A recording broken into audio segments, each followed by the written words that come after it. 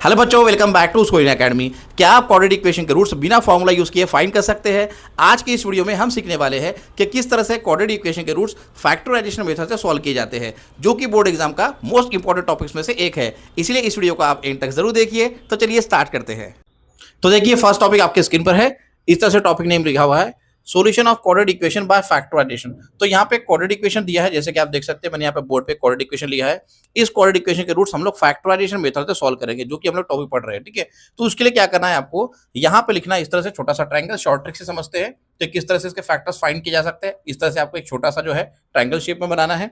उसके बाद में यहाँ पर टॉप में जो है हम लोग क्या लिखेंगे, कांस्टेंट टर्म लिखेंगे, जो कि यहाँ पे दिया है -5। तो यहाँ पे आगे लिखेंगे कांस्टेंट टर्म। इस तरह से लिखते हूँ मैं समझने के लिए, आपको कांस्टेंट टर्म करके लिखेंगे। कांस्टेंट टर्म जो है कितना दिया है, -5 दिया है। ठीक है, और ये जो -5 है, ठीक है, इसको हमको क्या देखना है, यहाँ पर जब भी हम लोग क्वाड्रेटिक इक्वेशन के फैक्टर्स फाइंड करेंगे तो पहले आप यहाँ पर -5 लिख दो, है ना। इस ट्रायंगल के टॉप में -5 लिख दो, और -5 क्या है, कांस्टेंट टर्म है। और -5 दो नंबर ऐसे देखने पड़ेंगे हमको, यहाँ पर आप यहाँ पे इस तरह से यहाँ पे दो नंबर ऐसे देखने पड़ेंगे जिनका प्रोडक्ट कितना होगा, -5। तो यहाँ पे लिखता हूँ मैं प्रोडक्ट ऑफ टू नंबर्स। इस तरह से लिखता हूँ, product of two numbers, product of two numbers. अब नीचे आते हैं यहाँ पर। अब यहाँ पे आप जो है इक्वल टू लिखोगे। ठीक है, इक्वल टू लिखने के बाद में अब ये जो यहाँ पे दिख रहा है मिडल टर्म, ये देखो फर्स्ट टर्म है, ये मिडल टर्म, ये थर्ड टर्म। ठीक है, तो मिडल टर्म का कोएफिशिएंट जो यहाँ पे आपको -4 दिख रहा है, ये वाला -4। ठीक है, ये मिडल टर्म लिखेंगे यहाँ पर, मिडल टर्म का कोएफिशिएंट -4। और यही -4 क्या होता है, यहाँ पे समझने के लिए ऐसा लिखेंगे, coefficient of middle term, coefficient of middle term. और यही कोएफिशिएंट ऑफ मिडल टर्म में हम लोग यहाँ पे आगे लिखेंगे सम ऑफ टू नंबर्स। देखो, सब चीजें मैं आपको एक्सप्लेन करता हूँ, आपको जस्ट लिख के दे रहा हूँ कि इस तरह से आपको समझना है। ठीक है, तो ये शॉर्ट ट्रिक हो गई। ठीक है, इतना जो है लिखने की जरूरत नहीं है आपको शॉर्ट में समझना है। शॉर्ट में क्या समझना है कि देखो, यहाँ पे आप जो नंबर लिखोगे वो रहेगा कांस्टेंट टर्म, और कांस्टेंट टर्म में देखेंगे यहाँ पर दो नंबर ऐसे देख रहे हैं। देखो यहाँ पे ऐसा एम्प्टी बॉक्स लिखते हैं, यहाँ पर दो नंबर ऐसे देखेंगे हम लोग जिनका मल्टीप्लिकेशन क्या होगा, -5। इसलिए मैंने यहाँ पर लिख के दिया है प्रोडक्ट ऑफ टू नंबर्स। उसके बाद में इन्हीं दो नंबर का जो सम है वो कितना आना चाहिए, -4। इसलिए मैंने यहाँ पर लिखा है सम ऑफ टू नंबर्स। ठीक है, और ये -4 हमको कहाँ से मिल रहा है, इस क्वाड्रेटिक इक्वेशन का मिडल टर्म का कोएफिशिएंट, इसलिए मैंने यहाँ पे लिखा है कोएफिशिएंट ऑफ मिडल टर्म। ठीक है, अब दो नंबर ऐसे देखने हैं यहाँ पर फर्स्ट और सेकंड एम्प्टी बॉक्स में, जिनका कितना होगा प्रोडक्ट -5, और उन्हीं का डिफरेंस या हम लोग बोल सकते हैं सब्ट्रैक्शन या एडिशन कितना होना चाहिए, -4 होना चाहिए। तो वो दो नंबर कौन से हो सकते हैं, वो दो नंबर हो सकते हैं 5 1 5, है ना। क्योंकि देखो, अगर मैं 5 को 1 से मल्टीप्लाई करूं तो 5 तो आ जाएगा, लेकिन मुझे देखो यहाँ पर रफ में बताता हूं, अगर मैं 5 को 1 से मल्टीप्लाई करता हूं तो 5 तो आ जाएगा, लेकिन आप देख सकते हैं मुझे यहाँ पर क्या चाहिए, -5। तो मुझे एक तो 5 में माइनस लगाना पड़ेगा, या फिर 5 नेगेटिव लेना पड़ेगा, या तो फिर 1 नेगेटिव लेना पड़ेगा। तो समझ के चलते हैं, यहाँ पर हम लोग 5 को नेगेटिव ले लेते हैं। तो -5 इंटू 1 कितना हो जाएगा, -5। तो देखो यहाँ पे -5 दिख रहा है, तो यहाँ पे फर्स्ट एम्प्टी बॉक्स में लिख देते हैं -5, और यहाँ पे लिख देते हैं 1। तो देखो यहाँ पे अब सेटिस्फाई हो रहा है दोनों कंडीशन। दो नंबर का मल्टीप्लिकेशन -5 आना चाहिए, और उन्हीं दो नंबर का जो सब्ट्रैक्शन है या एडिशन हम लोग जो बोल सकते हैं, या फिर सम बोल सकते हैं, जैसे मैंने लिखा है यहाँ पे। ठीक है, तो इन्हीं दो नंबर का सम कितना मिलना चाहिए हमको, -4 मिलना चाहिए। तो देखो यहाँ पे दिख रहा है -5 और +1 कितना हो जाएगा, -4। तो दोनों कंडीशन सेटिस्फाई हो रही है। इस तरह से आपको इसको शॉर्ट ट्रिक का याद रखना है। फिर से एक बार रिपीट कर रहा हूं, देखो यहाँ पे क्वाड्रेटिक इक्वेशन है आपके पास में, तो क्वाड्रेटिक इक्वेशन में सबसे पहले जो यहाँ पे कांस्टेंट टर्म दिख रहा है, इसको टॉप में लिख दो। ठीक है, और यही कांस्टेंट टर्म क्या होता है, प्रोडक्ट ऑफ टू नंबर्स होता है। और वो टू नंबर्स कहाँ पे मिलेंगे आपको, यहाँ पर। तो यहाँ पे इस तरह से एम्प्टी बॉक्स लिख लो समझने के लिए। ठीक है, तो यहाँ पे दो नंबर आपको ऐसे देखने हैं जिनका प्रोडक्ट क्या आना चाहिए, -5 मतलब कांस्टेंट टर्म, और उन्हीं का सम कितना आना चाहिए, मिडल टर्म का कोएफिशिएंट मतलब -4, जो कि मैंने यहाँ पे लिखा है। तो इस तरह से आपको इस शॉर्ट ट्रिक को याद रखना है। अब ये दो नंबर के फैक्टर्स कैसे लिखेंगे, देखो, तो यहाँ पे आगे लिखेंगे, इसको कंटिन्यू करते हैं। देयरफॉर x², फर्स्ट टर्म आपको एज इट इज लिखना है। अब ये -4x की जगह क्या लिखना है आपको, -5 यहाँ लिखेंगे, -5x एक बार लिखना है आपको। और यहाँ पर देखो ये -5 था, इसलिए -5x वेरिएबल के साथ में लिखना है। और सेकंड टर्म क्या दिख रहा है, 1 है, तो यहाँ पे लिखना है 1 इंटू एक्स, मतलब कितना होगा, x हो जाएगा। तो ये बन जाएगा -5x प्लस x। तो -4x की जगह क्या लिखेंगे आप, -5x प्लस x। ये कहाँ से मिला, तो देखो यहाँ पे ये -5 है, तो वेरिएबल के साथ में -5x, यहाँ पे 1 है, तो वेरिएबल के साथ में यहाँ पे 1x, मतलब कितना होता है, x होता है। इस वजह से यहाँ पे आ रहा है -4x की जगह। देखो यहाँ पे -4x की जगह क्या लिखना है आपको, -5x plus x। x² as it is हमने लिखे हैं। उसके बाद में -5 को भी एज इट इज लिख देंगे, और यहाँ लिख देंगे 0। अब इसको थोड़ा सा हम लोग ब्रेक करेंगे, ठीक है, इसके फैक्टर्स फाइंड करेंगे। तो आप देख सकते हैं यहाँ पे है अपने पास में x square minus 5x plus x minus 5। तो स्टार्टिंग की अब देखो पहले 3 टर्म थे यहाँ पर, अब 4 टर्म बन गए हैं फैक्टर्स फाइंड करने के बाद में, मतलब माइनस 4x को इस तरह से ब्रेक किया हमने इस यहाँ पे शॉर्ट ट्रिक के थ्रू, तो हमें माइनस 4x की जगह क्या मिला, माइनस 5x प्लस एक्स। उसके बाद में क्या करना है, स्टार्टिंग के 2 टर्म में से कुछ कॉमन लेना है, और कॉमन देखो जब कॉमन कब निकलता है, जब दोनों भी टर्म में प्रेजेंट होगा। तो यहाँ पे आप देख सकते हैं एक्स स्क्वायर है, यहाँ पे माइनस 5x, तो माइनस 5 तो मैं कॉमन नहीं ले सकता क्योंकि देखो सेकंड प्लेस में यहाँ पे माइनस 5 तो दिख रहा है लेकिन यहाँ पे माइनस नहीं है। एक्स स्क्वायर भी मैं कॉमन नहीं ले सकता क्योंकि यहाँ पे एक्स स्क्वायर है, यहाँ पे एक्स स्क्वायर नहीं है। तो देखो इन दोनों टर्म में से सिर्फ एक्स ही कॉमन ले सकते हैं, तो यहाँ लिखेंगे देयरफॉर एक्स कॉमन ले लेते हैं। अब देखो कॉमन जब लेंगे इन दोनों टर्म में से एक्स, तो ब्रैकेट में क्या रहेगा, तो इसके लिए क्या करना है आपको, ये जो आपने कॉमन लिए हैं स्टार्टिंग के 2 टर्म में से जो कॉमन लिए हमने यहाँ पे, ये जो स्टार्टिंग के 2 टर्म में से जो कॉमन लिए हैं, इसी एक्स से क्या करो, इस एक्स स्क्वायर को डिवाइड करो। बहुत सारे बच्चों को यहाँ पे कंफ्यूजन होता है कि सर अगर कॉमन ले लेते हैं यहाँ पर, तो अब यहाँ पे ब्रैकेट में 2 टर्म्स कौन से मिलेंगे कॉमन लेने के बाद में, है ना। तो यहाँ पर देखो ये जो एक्स स्क्वायर दिख रहा है, इस एक्स स्क्वायर को जो आपने कॉमन लिए है एक्स, उसको डिवाइड करो। तो देखो यहाँ पे रफ में बताता हूँ, एक्स स्क्वायर को मैं अगर एक्स से डिवाइड करूं, ठीक है, तो एक्स स्क्वायर का ही मतलब क्या होता है, एक्स इंटू एक्स, और नीचे में एक्स से डिवाइड कर रहे हैं, तो यहाँ का एक एक्स ऊपर के एक एक्स से कैंसिल आउट हो जाएगा, तो क्या बचेगा, सिर्फ एक्स। तो यहाँ लिखेंगे एक्स। अब देखो उसके बाद में यहाँ पे क्या दिख रहा है, माइनस साइन दिख रहा है, तो यहाँ पर माइनस साइन लिख देता हूं मैं। अब 5x में से क्या एक्स कॉमन लिया है हमने, तो 5x में से अगर x कॉमन ले रहे हैं तो सेकंड प्लेस पे क्या आएगा, 5x की जगह कॉमन लेने के बाद फिर से वैसे चेक करके देखो, तो 5x को आप क्या करो, x से डिवाइड कर दो, ठीक है, तो x कैंसिल आउट हो जाएगा, क्या मिलेगा 5, तो यहाँ पे आ जाएगा 5। इस तरह से जब आप एक्स स्क्वायर माइनस 5x में से x कॉमन लोगे तो ब्रैकेट में रहेगा x माइनस 5। ठीक है, समझ में आ रहा है। आप क्रॉस चेक भी कर लेते हैं, क्या हमने यहाँ पे x कॉमन लिए है तो x माइनस 5 करेक्ट आया है, तो क्रॉस चेक कैसे करेंगे, देखो x into x x square, then minus sign as it is, x into 5x, इस तरह से क्रॉस चेक करना है, ठीक है। प्लस माइनस में बिल्कुल भी गलती नहीं होना चाहिए, ठीक है, और मल्टीप्लीकेशन में भी। तो देखो फिर से एक बार क्रॉस चेक करके दिखाता हूँ, x into x x square हो गया, then minus sign as it is, then x into 5 कितना हो जाएगा 5x। मतलब यहाँ पर इस x को इन दोनों से मल्टीप्लाई कर रहा हूँ तो वही टर्म मिल रहा है x स्क्वायर माइनस 5x। इस तरह से आप क्रॉस चेक कर सकते हो कि आपकी गलती हो रही है नहीं हो रही है, ठीक है। उसके आगे चलते हैं। अब देखो क्वाड्रेटिक इक्वेशन में जब यहाँ पर हमने x कॉमन लिए थे, ठीक है, ये x माइनस 5 मिला है, अब यही सेम ब्रैकेट जो है यहाँ पे लिख देना है आपको, क्योंकि ये सेम ब्रैकेट यहाँ पे आना ही चाहिए, और इक्वल टू 0 लिख देना चाहिए। ये दोनों ब्रैकेट आपको हर क्वाड्रेटिक इक्वेशन में फैक्टराइजेशन मेथड सेम ही मिलने वाले हैं, ठीक है। इसलिए यहाँ पे जो भी ब्रैकेट में मिल रहा है x माइनस 5, आपको सेम यहाँ पे x माइनस 5 लिख देना है। अब यहाँ पे मैंने स्पेस इसलिए छोड़ा है कि जैसे यहाँ पे इन 2 टर्म में से कॉमन लिए थे, वैसे यहाँ पे एक और टर्म आएगा। अब वो कौन सा टर्म आएगा, देखो यहाँ पे क्या दिख रहा है, प्लस साइन दिख रहा है, तो यहाँ पे प्लस साइन लिख देता हूं मैं, ठीक है। अब देखो यहाँ पे है x माइनस 5, इन 2 टर्म में से ऑलरेडी हमने x कॉमन लिए थे तो x माइनस 5 मिल चुका था। अब ये 2 टर्म बचे हैं, लास्ट के 2 टर्म बचे हैं। अब ये लास्ट के 2 टर्म में से क्या कॉमन लेंगे, मतलब ये ऐसे समझ सकते हैं आप कि यहाँ पे ये जो ऑलरेडी मैंने x माइनस 5 ब्रैकेट लिखा हूँ, इसमें क्या मल्टीप्लाई करेंगे तो x माइनस 5 आ जाएगा, 1 मल्टीप्लाई करेंगे, सीधी सी बात है। तो यहाँ पे 1 लिख देंगे, बस सिंपल, कुछ नहीं लिखना है, सिर्फ 1 लिखना है, क्योंकि देखो नंबर ही ऐसे आ रहे हैं, x माइनस 5 को मैं 1 से मल्टीप्लाई करूंगा तो x माइनस 5 ही आ जाएगा। क्रॉस चेक भी कर सकते जैसे यहाँ पे किए थे, तो 1 इंटू एक्स एक्स हो जाएगा, प्लस इंटू माइनस माइनस हो जाएगा, 1 इंटू 5 5 हो जाएगा, और इक्वल टू 0। तो सबसे इंपॉर्टेंट जो है क्वाड्रेटिक इक्वेशन फैक्टराइजेशन मेथड से फैक्टर्स निकालने वाले ये 2 टर्म्स ही है। ये 2 टर्म्स में अगर आप गलती कर देते हो तो आपको फैक्टर्स प्रॉपर नहीं मिलेंगे। तो आपको ये 2 जो स्टेप्स है ये बहुत इंपॉर्टेंट में है, ध्यान रखना है, ठीक है। चलो आगे चलते हैं। अब यहाँ पे लिखेंगे आगे में देयरफॉर, इन 2 ब्रैकेट्स यहाँ पे दिख रहे हैं, आप देख सकते हैं, इन 2 ब्रैकेट्स को एक बार यहाँ पे लिख देंगे, x माइनस 5, यहाँ पे जो 2 ब्रैकेट सेम रहेंगे उसको एक बार लिखना है, और यहाँ पे देखो ये x है तो यहाँ लिखेंगे x, और यहाँ प्लस 1 है तो यहाँ पे सेकंड ब्रैकेट में x प्लस 1 लिख देना है। देखो फिर से एक बार रिपीट कर रहा हूँ किस तरह से आ रहा है, ये 2 ब्रैकेट यहाँ पे जो सेम मिल रहे हैं उसको एक बार लिख देना है आपको, और सेकंड ब्रैकेट में यहाँ पे मल्टीप्लीकेशन है इन दोनों ब्रैकेट्स के बीच में, ठीक है। तो x यहाँ पर दिख रहा है, यहाँ पे x को लिख दिया, यहाँ प्लस 1 दिख रहा है, यहाँ पे जो साइन होगा उसके साथ में आपको लिखना पड़ेगा, प्लस 1 है तो प्लस 1, माइनस 1 है तो माइनस 1। तो सेकंड ब्रैकेट में क्या आ रहा है, प्लस 1 आ रहा है, x प्लस 1, यहाँ लिख देंगे इक्वल टू 0। इस तरह से हमको इस क्वाड्रेटिक इक्वेशन, ये जो क्वाड्रेटिक इक्वेशन हमारे पास में है, इस क्वाड्रेटिक इक्वेशन के ये हमको फैक्टर्स मिल गए हैं, ठीक है। अब यहाँ पे फैक्टर्स मिल चुके हैं, अब फैक्टर्स के बाद में रूट फाइंड करेंगे, तो रूट इसमें से ही मिलेगा। देखो कैसे मिलेगा, तो यहाँ लिखता हूँ देयरफॉर। अब देखो 2 नंबर यहाँ पे, देखो ये फर्स्ट ब्रैकेट है, ये सेकंड ब्रैकेट, दोनों का मल्टीप्लीकेशन कितना हो रहा है, 0 हो रहा है।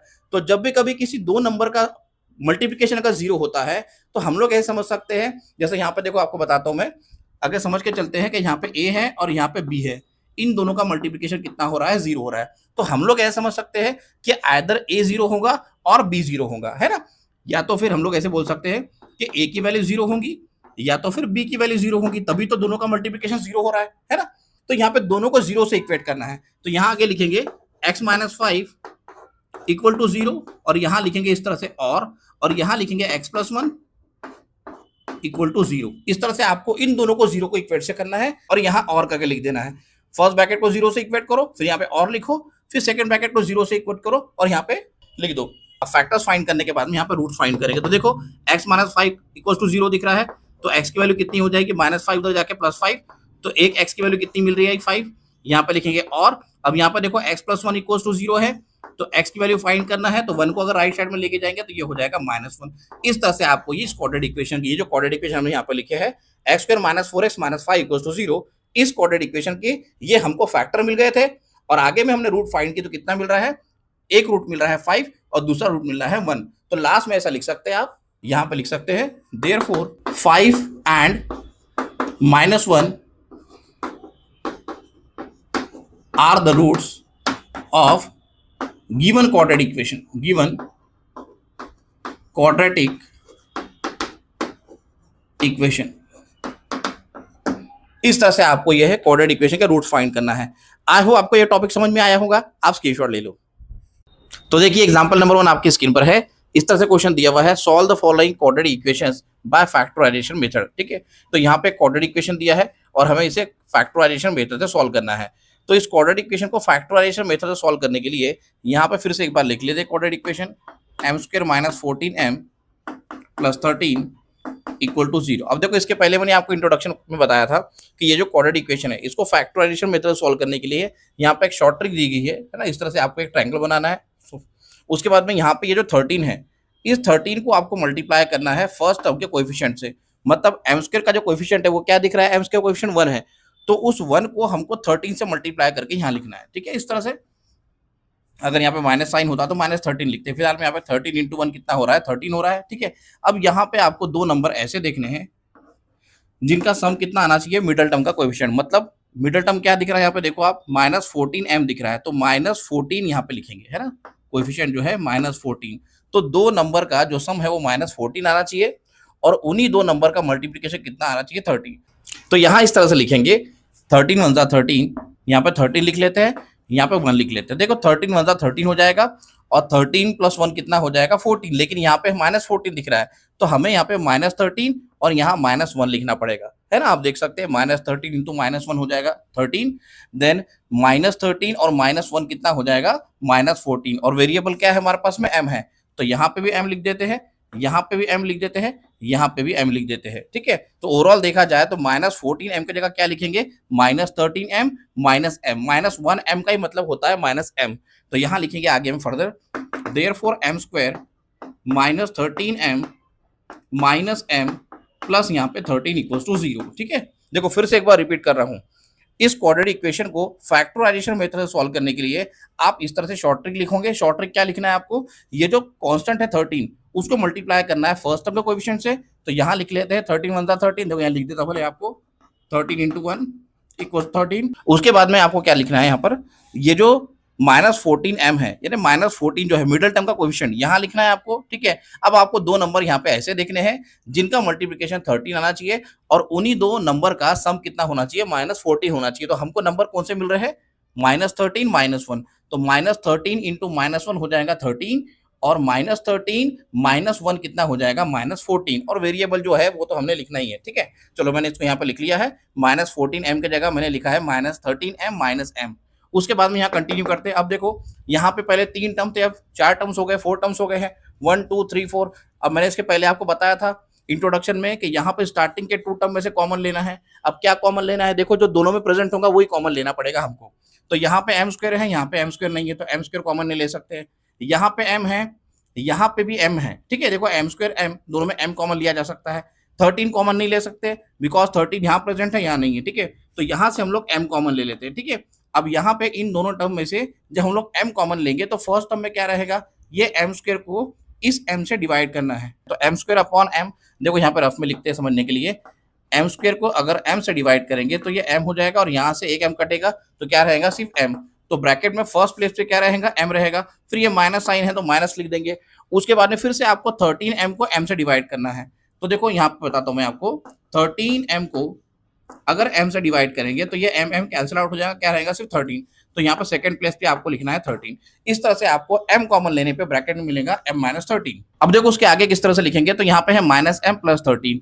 तो मैंने इसके पहले बताया था आपको क्वेश्चन में कि फर्स्ट ब्रैकेट में m-13 आया, सेम ब्रैकेट आपको यहाँ पे लिख देना है m-13 इक्वल टू 0। ठीक है, उसके बाद में देखो यहाँ पे मैंने थोड़ा स्पेस छोड़ा है, इसलिए क्योंकि यहाँ पे कोई एक टर्म आएगा प्लस माइनस साइन के साथ में। देखो यहाँ पे क्या दिख रहा है -m+13।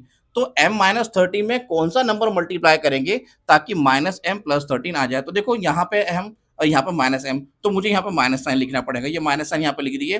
अब देखो यहाँ पर सिर्फ 1 से अगर मल्टीप्लाई करूं, मतलब -1 से मैं m-13 को मल्टीप्लाई करूंगा तो मुझे -m+13 मिल जाएगा। ठीक है, जो कि यहाँ पे दिख रहा है। ठीक है, फिर से एक बार क्रॉस चेक करके बताते। देखो ये m इंटू m स्क्वायर हो गया, माइनस साइन यहाँ पे आ गया, m इंटू 13m आ गया। फिर देखो -1 इंटू m -m आ गया, minus into minus plus, then 1 into 13 और यहाँ पे इक्वल टू 0।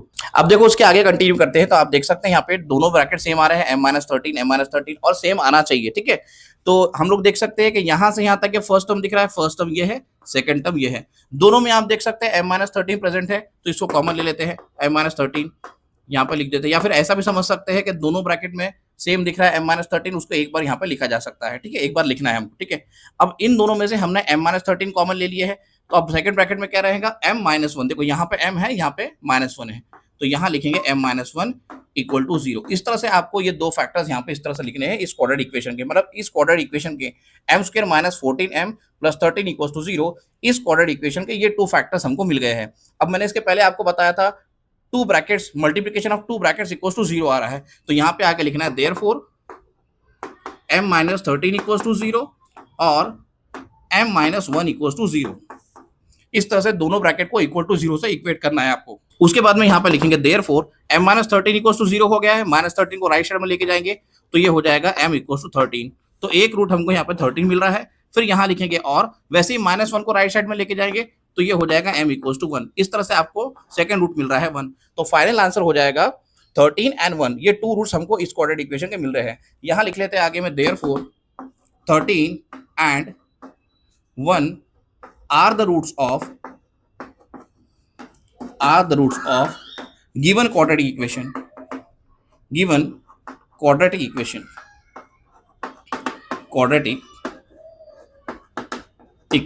इस तरह से आपको इस क्वेश्चन को सॉल्व करना है। आई होप आपको ये क्वेश्चन समझ में आया होगा, आप स्क्रीनशॉट ले लो। तो देखिए नेक्स्ट इक्वेशन सॉल्व करते हैं। तो इक्वेशन नंबर 2 यहाँ पे दिया है 3x² - x - 10 इक्वल टू 0। इस तरह से एक इक्वेशन दिया है क्वाड्रेटिक इक्वेशन, और हमें उसके रूट्स निकालने हैं बाय फैक्टराइजेशन मेथड। तो यहाँ पे इक्वेशन लिख लेते हैं एक बार सॉल्यूशन में, 3x² - x - 10 इक्वल टू 0। अब यहाँ पे हमें जो है शॉर्ट ट्रिक यूज करनी है, तो यहाँ पे इस तरह से ट्रायंगल बना लेते हैं। अब यहाँ पे क्या करना है, देखो ये जो -10 है, इस -10 को मल्टीप्लाई करना है 3 से। फर्स्ट टर्म का कोएफिशिएंट हमेशा याद रखेंगे, जब भी कभी x² का कोएफिशिएंट मोर देन 1 रहता है, जैसे यहाँ पे सिर्फ x² है तो ठीक है, डायरेक्ट आप जो है कांस्टेंट टर्म लिख लोगे। लेकिन अगर x² के साथ में मोर देन 1 कोएफिशिएंट अगर रहता है, जैसे यहाँ पे 3 दिख रहा है, 2 दिख रहा है, 4 दिख रहा है, 5 दिख रहा है, ऐसा कुछ रहता है, तो आपको इस कांस्टेंट को x² का कोएफिशिएंट के साथ में मल्टीप्लाई करके यहाँ लिखना होता है। तो देखो ये -10 इंटू 3 कितना हो जाएगा, -30। यहाँ पे -30 लिखते हैं, और यहाँ पे अब दो नंबर हमको ऐसे देखने हैं जिनका प्रोडक्ट कितना होना चाहिए, -30, और उसी का सम कितना होना चाहिए, मिडिल टर्म का कोएफिशिएंट, जो कि यहाँ पे दिख रहा है -x मतलब -1। तो यहाँ पे -1 लिखेंगे। ठीक है, देखो फिर से एक बार रिपीट कर रहा हूँ। तो यहाँ पे ये जो कांस्टेंट टर्म है -10, उसको फर्स्ट टर्म के कोएफिशिएंट से मल्टीप्लाई करना है। जैसे कि 3 दिख रहा है, तो -10 इंटू 3 कितना हो गया, -30। उसके बाद में यहाँ पर आपको लिखना है मिडिल टर्म का कोएफिशिएंट, -x का कोएफिशिएंट कितना होगा, -1, जो कि मैंने यहाँ पर लिखा है। ठीक है, अब यहाँ पे दो नंबर हमको ऐसे देखने हैं जिनका मल्टीप्लिकेशन कितना होना चाहिए, -10, और उसी का सम कितना होना चाहिए, -1। तो वो दो नंबर कौन से हो सकते हैं, 6 इंटू 5 है ना। तो यहाँ लिखेंगे 6 और यहाँ पर लिख लेते हैं 5। ठीक है, तो 6 5 30 तो आ जाएगा, लेकिन हमें -30 चाहिए। एक वो चीज़ 6 और 5 का डिफरेंस कितना है या सम कितना होगा, -1 होना चाहिए। तो यहाँ पे देखो ग्रेटर नंबर के आगे माइनस लगा देते हैं और स्मॉलर नंबर के आगे प्लस लगा देते हैं। अब देखो -6 इंटू 5 कितना हो जाएगा, -30, और -6 + 5 कितना हो जाएगा, -1। इस तरह से ये दोनों नंबर यहाँ पे सेटिस्फाई हो रहे हैं। और वेरिएबल देखो क्या है, किस वेरिएबल में क्वाड्रेटिक इक्वेशन दिया, x वेरिएबल में, तो यहाँ पे x लिखते हैं, यहाँ पे भी x लिख लेते हैं, और यहाँ पे भी x लिख लेते हैं। मतलब -1x मतलब -x, जो कि यहाँ पर है। ठीक है, चलो अब क्या करना है, आगे में इसे सॉल्व करते हैं। तो यहाँ लिखेंगे 3x²। अब इस -x की जगह क्या आ जाएगा, -6x + 5x। तो यहाँ लिखेंगे -6x और यहाँ लिखेंगे +5x और यहाँ पर लिखेंगे -10 = 0।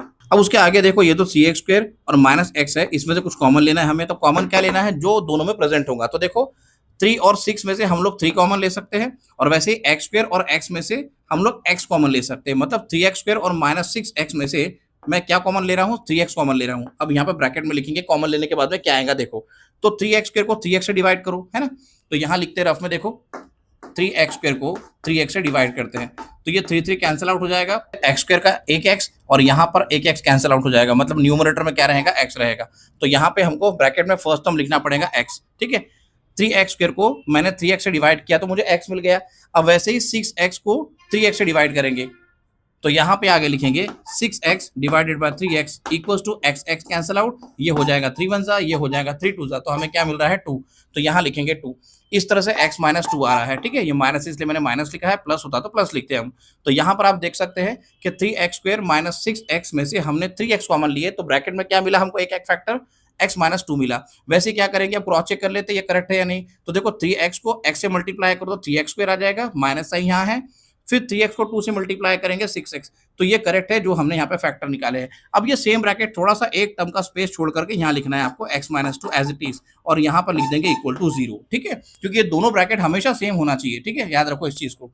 तो x -2 यहाँ पे आ गया है, या फिर से एक बार x -2 लिख दिए। अब x -2 में क्या मल्टीप्लाई करें हम लोग ताकि हमको 5x -10 मिले। तो देखो यहाँ पे x है, x में अगर 5 मल्टीप्लाई करूँ तो 5x हो जाएगा। तो यहाँ लिखता हूँ साइन प्लस है तो प्लस साइन लिख देता हूँ और यहाँ पे ये 5 लिख देता हूँ। उसके बाद में आप देख सकते हैं ये क्रॉस चेक करेंगे तो 5 × x 5x हो जाएगा, फिर प्लस इंटू माइनस माइनस, फिर यहाँ हो जाएगा 5 2 जा 10। इस तरह से ये क्रॉस चेक कर लिए तो करेक्ट आ रहा है। अब ये दो ब्रैकेट सेम आ रहे हैं, आप देख सकते हैं। इसको एक बार यहाँ लिखेंगे और सेकंड ब्रैकेट में क्या आएगा, देखो ये फर्स्ट ब्रैकेट यहाँ पे लिख दिए, दो ब्रैकेट सेम है इसलिए फर्स्ट ब्रैकेट यहाँ पे आ गया। फिर यहाँ मल्टीप्लीकेशन के साथ में सेकंड ब्रैकेट क्या लिखना है, ये 3x और ये +5, ये 3x + 5 जो है सेकंड ब्रैकेट में आ जाएगा। इस तरह से आपको इस क्वाड्रेटिक इक्वेशन के ये जो सेकंड क्वाड्रेटिक इक्वेशन यहाँ पर लिखा है 3x² -x -10 = 0, इस क्वाड्रेटिक इक्वेशन के ये 2 फैक्टर्स हमको मिल गए हैं। अब हमें रूट फाइंड करना है तो इसे फर्दर सॉल्व करना पड़ेगा। तो देखो मैंने इंट्रोडक्शन वाले वीडियो में मतलब इसी के फर्स्ट क्वेश्चन मैंने आपको समझाया था कि अगर दो नंबर का मल्टीप्लीकेशन 0 आता है तो उसमें से एक नंबर 0 जरूर होगा, ठीक है। तो देखो यहाँ पर ये फर्स्ट नंबर समझ के चलते कि सेकंड नंबर है, इनके बीच में मल्टीप्लीकेशन है, इन दोनों का आंसर जो है मल्टीप्लीकेशन कितना आ रहा है, 0 आ रहा है, ठीक है। इसका मतलब एक तो x -2 0 होगा या 3x + 5 = 0 होगा। तो यहाँ वही हमको लिखना होता है। तो यहाँ लिखेंगे x -2 = 0 और यहाँ पे ऐसा और करके लिखना है आपको, और यहाँ लिखेंगे 3x + 5 = 0। इस तरह से आपको लिख देना है। x -2 को 0 से इक्वेट करके लिखना है, फिर यहाँ पर और लिखना है, फिर 3x + 5 को 0 से इक्वेट करके लिखना है, ठीक है। यहाँ पे x -2 = 0 दिया हुआ है। अब ये -2 को राइट साइड में लेके जाएंगे तो ये हो जाएगा देयरफॉर x = 2। तो x की एक वैल्यू हमको 2 मिल रही है। वैसे देखो सेकंड वैल्यू क्या मिलेंगी, 3x + 5 = 0 है, तो 5 को हम लोग राइट साइड में लेके जाएंगे तो -5 हो जाएगा। तो यहाँ लिखेंगे और यहाँ लिखेंगे 3x = -5। इस तरह से हमको मिल रहा है सेकंड टर्म, मतलब यहाँ पर 3x = -5। फिर यहाँ कंटिन्यू करते हैं, अभी x की वैल्यू हमको यहाँ मिली नहीं है, ये फर्स्ट वैल्यू तो मिल गई है। यहाँ लिखेंगे x = ये -5 ऊपर लिख देते हैं और डिनोमिनेटर में क्या आ जाएगा, 3 आ जाएगा। इस तरह से सेकंड वैल्यू हमको क्या मिलेगी, -5/3। देखो फिर से एक बार बता रहा हूँ मैं, यहाँ पे 3x है, राइट साइड में 3 को लेके गए तो डिनोमिनेटर में यहाँ पे 3 आ जाएगा। इस तरह से हमें क्या मिलेगा, सेकंड रूट -5/3। तो एक रूट हमको 2 मिल रहा है और सेकंड रूट हमको -5/3 मिल रहा है। अब उसके आगे फाइनल आंसर लिख देंगे। तो यहाँ लिखेंगे therefore 2 and -5/3 are the roots of given quadratic equation।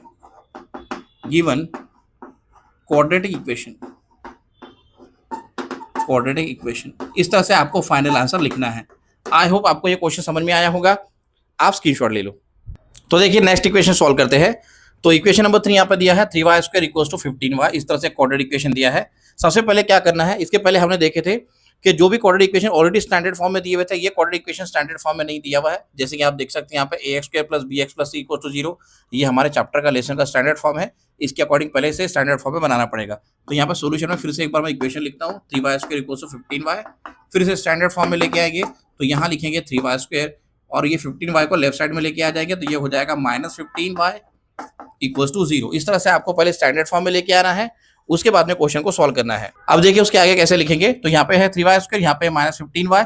इसमें से आप कुछ कॉमन लेंगे तो यहाँ लिखते हैं देयरफॉर, और यहाँ पर देखो ये वाई स्क्वायर है और यहाँ पे वाई है, दोनों में वाई प्रेजेंट है, इसी वजह से हम लोग वाई तो कॉमन ले ही सकते हैं। और यहाँ पे 3 है और यहाँ पे 15 है, तो यहाँ से 3 कॉमन ले सकते हैं, और 15 का ही फैक्टर 3 होता है, तो यहाँ से भी 3 कॉमन ले सकते हैं। तो यहाँ पे कॉमन लूंगा इन दोनों टर्म में से 3y कॉमन ले सकते हैं दोनों में से। और यहाँ पे ब्रैकेट में क्या लिखेंगे, अब देखो तो यहाँ पे 3y है, इस 3y स्क्वायर को अगर 3y से डिवाइड करूंगा तो देखो यहाँ पे मुझे मिल जाएगा फर्स्ट टर्म पे क्या लिखना है, तो यहाँ पे 3y स्क्वायर को 3y से डिवाइड करते हैं। ठीक है, बहुत सारे बच्चों को यहाँ पे कंफ्यूजन रहता है कि सर यहाँ पे इन 2 टर्म में से अगर हम लोग कॉमन ले रहे हैं तो यहाँ ब्रैकेट में क्या लिखेंगे, तो देखो वो भी चीज मैं आपको बता रहा हूँ। तो देखो यहाँ पर ये 3y स्क्वायर को इस 3y से डिवाइड करते हैं, तो यहाँ मैंने लिखा है 3y square divide by 3y, यहाँ पर 3 कैंसिल आउट हो जाएगा, ये y स्क्वायर में से एक नीचे का y कैंसिल आउट हो जाएगा, ऊपर नीचे से तो क्या बचेगा सिर्फ यहाँ पे y। ठीक है, तो ये y को यहाँ पे लिखेंगे फर्स्ट प्लेस पे ब्रैकेट में, फिर यहाँ पे माइनस साइन है तो माइनस साइन लिख देंगे।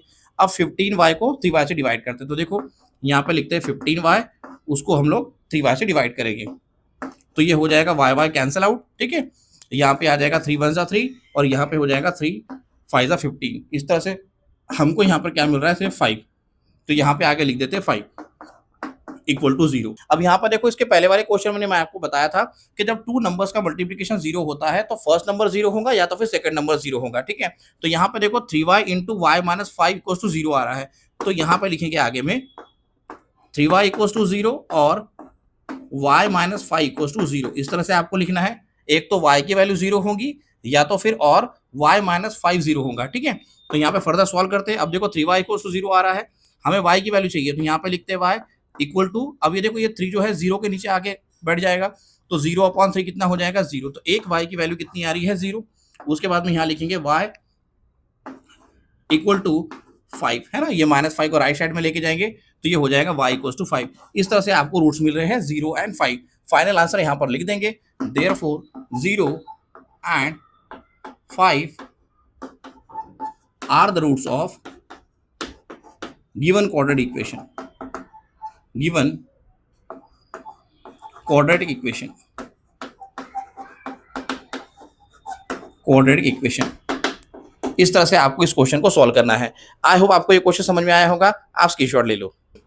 तो देखिए नेक्स्ट इक्वेशन आपके स्क्रीन पर है, इस तरह से इक्वेशन दिया है नंबर 4 पर, एक्स स्क्वायर इक्वल टू 3, तो इसे पहले यहाँ पर लिख लेते हैं एक्स स्क्वायर इक्वल टू 3, उसके बाद में यहाँ लिख लेंगे एक्स स्क्वायर और ये 3 को लेफ्ट साइड में लेके आएंगे तो ये हो जाएगा -3 इक्वल टू 0। अब ये स्टैंडर्ड फॉर्म में आ चुका है। ठीक है, अब यहाँ पे हमको जो है डिटेल में जैसे हम लोग फैक्टराइजेशन मेथड से क्वाड्रेटिक इक्वेशन के रूट फाइंड करते हैं उस तरह से इसका सॉल्यूशन नहीं मिलेगा, रूट नहीं मिलेगा। यहाँ पे क्या करना पड़ेगा आपको, शॉर्ट मेथड में आ जाएगा। देखो कैसे शॉर्ट मेथड यूज करेंगे, तो यहाँ पे एक्स स्क्वायर ऑलरेडी लिखेंगे। अब ये जो एक्स स्क्वायर है इस 3 को भी स्क्वायर के फॉर्म में आपको लिखना है, तो देखो यहाँ पे माइनस साइन लिखता हूँ। अब 3 को स्क्वायर के फॉर्म में लिखना है, देखो ये 3 को स्क्वायर के फॉर्म में लिखना है आपको, तो आप इस तरह से लिख सकते हो √3 का स्क्वायर। ठीक है, क्योंकि देखो ये स्क्वायर के साथ रूट कैंसिल आउट होकर आपको क्या मिलेगा 3 ही मिल जाएगा, तो इस तरह से आप 3 को जो है √3 का स्क्वायर लिखा जा सकता है। तो यहाँ लिखेंगे √3 और यहाँ लिखेंगे स्क्वायर इक्वल टू 0। अब ऐसा क्यों लिखा गया है वही बताता हूँ मैं आपको। देखो यहाँ पे आप a square minus b square वाली आइडेंटिटी यूज कर सकते हैं हम लोग। देखो ये 3 को मैंने स्क्वायर के फॉर्म में √3 का स्क्वायर लिखा है। ठीक है, और आपको बता भी दिया कि यहाँ पे स्क्वायर के साथ में अगर रूट कैंसिल आउट हो रहा है तो ये हम लोग 3 एज इट इज हमको एज इट इज मिल जाएगा। ठीक है, अब यहाँ पे एक आइडेंटिटी लिखते हैं a square minus b square वाली, तो यहाँ लिखता हूँ since a square minus b square equal to, ये हो जाएगा a minus b into a plus b. ठीक है, अब यहाँ पर इस आइडेंटिटी को यूज करना है, तो आगे यहाँ से कंटिन्यू करते हैं। अब यहाँ पे आगे देखो a स्क्वायर की जगह x स्क्वायर है और b स्क्वायर की जगह जो है √3 का स्क्वायर है। ठीक है, तो a की वैल्यू x हो जाएगी, b की वैल्यू √3 हो जाएगी। अब यहाँ पे इसको आगे सॉल्व करते हैं, तो यहाँ लिखेंगे आगे में a minus b a plus b, तो a क्या है हमारे पास में x है, तो ये हो जाएगा x माइनस √3 और एक ब्रैकेट में आ जाएगा x plus √3। a minus b a plus b की जगह क्या आ जाएगा x माइनस √3 और x प्लस √3। फर्दर इसे सॉल्व करते हैं, तो देखो अब दो ब्रैकेट का मल्टीप्लिकेशन 0 आ रहा है, तो यहाँ पे अब दोनों को 0 से इक्वेट कर देंगे, तो ये हो जाएगा x माइनस √3 इक्वल टू 0 और x प्लस √3 इक्वल टू 0। इसे फर्दर सॉल्व करते हैं, तो देखो यहाँ पे ये जो माइनस √3 है राइट साइड में लेके जाएंगे, तो ये हो जाएगा x इक्वल टू √3, तो x की एक वैल्यू क्या मिल रही है √3 मिल रही है, और वैसे यहाँ पे और करके लिख देंगे। अब यहाँ पे ये प्लस √3 को राइट साइड में लेके जाएंगे, तो ये हो जाएगा x इक्वल टू माइनस √3। तो एक वैल्यू हमको √3 मिल रही है और दूसरी वैल्यू क्या मिल रही है -√3। अब यहाँ पे फाइनल आंसर लिख देंगे, तो यहाँ लिखेंगे therefore √3 and -√3 are the roots of given quadratic equation, given quadratic equation, given quadratic equation. इस तरह से आपको ये फाइनल आंसर लिखना है। चलो फिर से एक बार मैं रिपीट कर देता हूँ, आप देख लो। तो पहले क्या था यहाँ पे equation, x square equal to 3, हमने 3 को लेफ्ट साइड में लेके आया इक्वल टू के, तो x square minus 3 equal to 0 हो गया। अब यहाँ पे जो है हमको फैक्टराइजेशन मेथड से इस इक्वेशन को सॉल्व नहीं करना है, डायरेक्ट सॉल्व होता है। देखो कैसे सॉल्व हो रहा है डायरेक्ट। तो यहाँ पे एक्स स्क्वायर है तो 3 को भी स्क्वायर बनाने के लिए हमने √3 में डाल दिए। तो 3 को स्क्वायर के फॉर्म में लिखना है तो √3 का स्क्वायर इस तरह से लिख सकते हैं, ठीक है। अब यहाँ पे देखो वैसे भी ये 3 क्रॉस चेक करना है, तो देखो यहाँ पे लिख के दिया था मैंने आपको, ये 3 और यहाँ पे √3 दिख रहा है ना, और उसका स्क्वायर लगा हुआ है। तो स्क्वायर के साथ में अगर रूट कैंसिल आउट करूंगा तो 3 ही मिल जाएगा। तो ओवरऑल देखा जाए तो 3 को हम लोग √3 का स्क्वायर लिख सकते हैं। अब यहाँ पे एक्स स्क्वायर माइनस √3 का स्क्वायर इक्वल टू 0 आ गया है, ठीक है। उसके बाद में यहाँ पे आपको आइडेंटिटी यूज करनी है a square minus b square वाली, जो कि है a minus b into a plus b. अब a की वैल्यू x है और b की वैल्यू √3 है। तो इस आइडेंटिटी के अकॉर्डिंग यहाँ पर लिखे x minus √3 into x plus √3 equal to 0। अब यहाँ पे दो नंबर का मल्टीप्लीकेशन 0 आ रहा है, तो एक नंबर 0 होगा या तो फिर दूसरा नंबर 0 होगा, इसलिए ऐसा आपको लिखना पड़ता है, ठीक है। ये सब चीजें मैंने आपको इसके पहले वाले क्वेश्चन में भी एक्सप्लेन किया है। तो यहाँ पे x माइनस √3 इक्वल टू 0, 0 के साथ में इक्वेट करना है फर्स्ट ब्रैकेट को, वैसे सेकंड ब्रैकेट को भी 0 से इक्वेट करना है। उसके बाद में क्या करेंगे, माइनस √3 को राइट साइड में लेके जाएंगे तो √3 हो जाएगा, और ये प्लस √3 को राइट साइड में लेके जाएंगे तो ये माइनस √3 हो जाएगा। इस तरह से आपको 2 रूट्स मिल जाएंगे, फर्स्ट रूट मिल रहा है आपको √3, सेकंड रूट मिल रहा है आपको माइनस √3। फाइनल आंसर लिख देंगे, therefore √3 and minus √3 are the roots of given quadratic equation. इस तरह से आपको ये क्वेश्चन सॉल्व करना है। आई होप आपको ये क्वेश्चन समझ में आया होगा, आप स्क्रीनशॉट ले लो। तो देखिए नेक्स्ट इक्वेशन स्टार्ट करते हैं। तो यहाँ पे 5th नंबर का इक्वेशन दिया है 6√3 x square plus 7x equals to √3। इस इक्वेशन को एक बार फिर से सोल्यूशन में लिखेंगे। तो यहाँ लिखते हैं 6√3 x square plus 7x equals to √3। अब इसे स्टैंडर्ड फॉर्म में लेके आ जाते हैं, तो ये √3 को लेफ्ट साइड में लेके आएंगे इक्वल टू के, तो ये हो जाएगा 6√3 x square plus 7x minus √3 equal to 0। इस तरह से ये स्टैंडर्ड फॉर्म में अभी इक्वेशन आ चुका है, ठीक है। अब यहाँ पे क्या करना है, हमें फैक्टराइजेशन मेथड से इस क्वाड्रेटिक इक्वेशन को सॉल्व करना है। तो देखो यहाँ पे फैक्टर्स निकालने के लिए क्या करेंगे, यहाँ पे देखो रफ में लिखते हैं इस तरह से। पहले यहाँ पे क्या होगा, ये जो माइनस √3 है, इस माइनस √3 को मतलब कांस्टेंट को मल्टीप्लाई करना है आपको फर्स्ट टर्म के कोएफिशिएंट से। मतलब यहाँ पे 6√3 दिख रहा है, तो 6√3 को माइनस √3 से मल्टीप्लाई करना है। तो देखो यहाँ लिखेंगे 6√3, जिसको मल्टीप्लाई करेंगे माइनस √3 से, तो देखो क्या होगा आगे में, ये 6 तो एज इट इज ही रहेगा, ये √3 इंटू √3 कितना हो जाएगा, ओनली 3, और साथ में माइनस साइन है तो ये हो जाएगा -6 into 3 which is equal to -18। ये कितना हो जाएगा, -18 हो जाएगा, ठीक है। मतलब दो नंबर का प्रोडक्ट आपको यहाँ पे इस तरह से देखना है, -18, और उन्हीं दो नंबर का जो सम है वो कितना मिलना चाहिए, 7 मिलना चाहिए। मतलब मिडल टर्म का कोएफिशिएंट जो कि यहाँ पे 7 दिया है, पॉजिटिव 7 प्लस 7, तो यहाँ लिखता हूँ मैं 7, ठीक है। तो दो नंबर का मल्टीप्लिकेशन -18 मिलना चाहिए, और उन्हीं दो नंबर का सम कितना आना चाहिए, 7। तो वो दो नंबर आपको यहाँ पर लिखने हैं। तो यहाँ लिख लेते हैं 9 इंटू 2, यहाँ 9 लिख लेते हैं और यहाँ 2 लिख लेते हैं, ठीक है। अब यहाँ पर देखो 7 डिफरेंस आना चाहिए, सम आना चाहिए जो भी है, तो मुझे -2 लेना पड़ेगा, है ना। -9 में नहीं लिख सकता, अगर -9 ले लूँगा तो -7 आ जाएगा सम करने पे। तो मुझे यहाँ पे 7 सम चाहिए, तो क्या करना पड़ेगा, 9 - 2 कितना हो जाएगा 7, और ये 9 इंटू -2 कितना हो जाएगा -18। तो दोनों कंडीशन सेटिस्फाई हो रही है, आप देख सकते हैं 9 इंटू -2 -18, और 9 - 2 कितना हो रहा है +7। यहाँ पे वेरिएबल देखो क्या है, x है, तो यहाँ पे ऐसे लिख सकते हैं 9x, और ये -2x which is equal to 7x, ठीक है। तो यहाँ पे आप जो मिडिल टर्म दिख रहा है 7x, इसकी जगह क्या आ जाएगा, 9x - 2x। तो यहाँ आगे कंटिन्यू करके लिखते हैं 6√3 x स्क्वायर, देन यहाँ लिखेंगे प्लस 9x माइनस 2x, और यहाँ पे -√3 एज इट इज़ है इक्वल टू 0। इस तरह से आपको 7x की जगह लिखना है 9x - 2x, जो कि हमने वहाँ लिखे हैं, ठीक है। चलो आगे चलते हैं। अब स्टार्टिंग के 2 टर्म में से कुछ कॉमन लेना है। अब कैसे कॉमन लेंगे, देखो क्योंकि यहाँ पे तो √3 आ रहा है, यहाँ पे 6 आ रहा है, यहाँ पे x स्क्वायर है, और यहाँ पे 9x है, तो दोनों भी टर्म में से x तो कॉमन ले ही सकते हैं। उसके अलावा कोएफिशिएंट क्या कॉमन लेंगे, देखो अब देखो यहाँ पे ये x का कोएफिशिएंट क्या दिख रहा है 6√3, और ये इस x वेरिएबल का कोएफिशिएंट क्या दिख रहा है 9। तो इनमें से भी कुछ कॉमन लेना है, तो कॉमन लेने के लिए कुछ शिफ्टिंग करनी पड़ेगी, थोड़ा सा मैनिपुलेट करना पड़ेगा। ये 9x को कैसे लिख सकते हैं, देखो यहाँ पे हमारे पास में 9x है ना, इस 9x को हम लोग ऐसे लिख सकते हैं 3 इंटू √3 इंटू √3, ठीक है, और यहाँ पे वेरिएबल x। तो 9x को आपको इस तरह से लिखना पड़ेगा, क्योंकि देखो यहाँ पे √3 आ रहा है, अगर मुझे यहाँ पे भी √3 के फॉर्म में 9x को लिखना है तो इस तरह से लिखना पड़ेगा 9x equals to 3 into root three, क्योंकि देखो रूट थ्री के साथ में रूट थ्री जब मल्टीप्लाई हो जाएगा तो 3 हो जाएगा, और ये 3 इंटू थ्री कितना हो जाएगा 9, और साथ में वेरिएबल है x। इस तरह से आपको ये शिफ्ट करके लिखना है, ठीक है। बुक में ऐसा नहीं दिया हुआ है, ठीक है, बुक में बहुत शॉर्ट में दिया है हमको, लेकिन समझना है कि यहाँ पर ये 9x को अगर हमको बैलेंस करना है रूट थ्री के साथ में, तो 9x को ऐसा लिख सकते हैं 3 इंटू रूट थ्री, और यहाँ पे वेरिएबल जो है x एज इट इज़, ठीक है। तो यहाँ पे आगे लिखते हैं, यहाँ से कंटिन्यू करते हैं 6 रूट थ्री एक्स स्क्वायर, और यहाँ पे देखो 9x का जगह क्या लिखना है, यहाँ लिखेंगे आगे में 3 इंटू रूट थ्री साथ में वेरिएबल x, फिर बाकी एज इट इज लिख देना है -2x माइनस रूट थ्री, यहाँ लिखते हैं -2x minus root three equal to 0। अब देखो कॉमन लेना ईजी हो गया है, अब आप देख सकते हैं यहाँ से इजीली कॉमन ले सकते हैं। वेरिएबल यहाँ पे x दिख रहा है, यहाँ पे x स्क्वायर दिख रहा है, तो x तो हम लोग कॉमन ले ही सकते हैं। साथ में आप देख सकते हैं यहाँ पे है 3 और यहाँ पे है 6, तो 3 कॉमन ले सकते हैं, और यहाँ पे रूट थ्री है, यहाँ पे रूट थ्री के टर्म्स दिख रहे हैं, तो यहाँ पे रूट थ्री कॉमन ले लेता हूँ, और साथ में वेरिएबल x।